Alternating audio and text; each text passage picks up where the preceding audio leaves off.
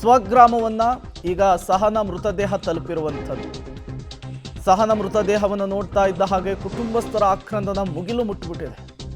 ಕೋಲಾರ ಮೂಲದ ಸಹನ ಸಾವನ್ನಪ್ಪಿರುವಂಥದ್ದು ಕಾಲ್ತುಳಿತದಲ್ಲಿ. ಇವತ್ತು ಅವರ ಅಂತ್ಯಕ್ರಿಯೆಯನ್ನು ನೆರವೇರಿಸಲಿಕ್ಕೆ ಕುಟುಂಬಸ್ಥರು ಸಿದ್ಧತೆಯನ್ನು ಮಾಡಿಕೊಂಡಿದ್ದಾರೆ.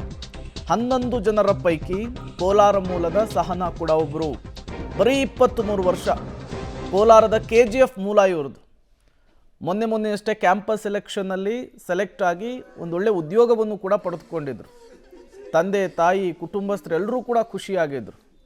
ತಂದೆ ತಾಯಿಗೆ ಇನ್ಫಾರ್ಮ್ ಮಾಡ್ದೇನೆ, ಹೇಳ್ದೇನೆ ಕೇಳ್ದೇನೆ ಸ್ನೇಹಿತರೊಟ್ಟಿಗೆ RCB ಸೆಲೆಬ್ರೇಷನ್ನಲ್ಲಿ ಭಾಗಿಯಾಗೋದಕ್ಕೆ ಸಹನ ಹೋಗಿದ್ರು. ಈ ಸಂದರ್ಭದಲ್ಲಿ ದುರಂತ ಆಗಿಬಿಟ್ಟಿದೆ.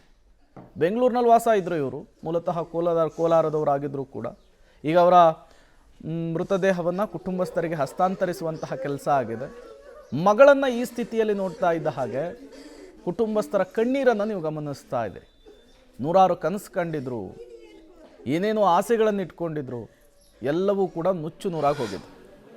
ಯಾ ತಂದೆ ತಾಯಿಗೂ ಈ ಥರ ಕಷ್ಟ ಬೇಡ ಅಂತ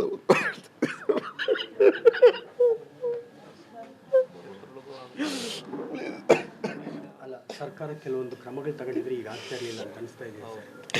ಅಲ್ಲಿ ಟೀಚರ್ಸ್ ಯಾರು ಮಾತಾಡ್ತಾರೆ ಸರ್, ಅವ್ರನ್ನ ಮಾತಾಡ್ತಾರೆ ಸರ್. ಅಲ್ಲ, ಮಗಳ ಬಗ್ಗೆ ಎರಡು ಮಾತು. ಇನ್ನು ನನ್ನ ಮಗಳು ಸಿಗ್ತಾಳ ಸರ್. 25 ವರ್ಷ ಇಂಜಿನಿಯರಿಂಗ್ ಮಾಡಿ ಓದಿದ್ಲು, ಚೆನ್ನಾಗಿ ಓದಿ ಕೆಲಸ ತಗೊಂಡು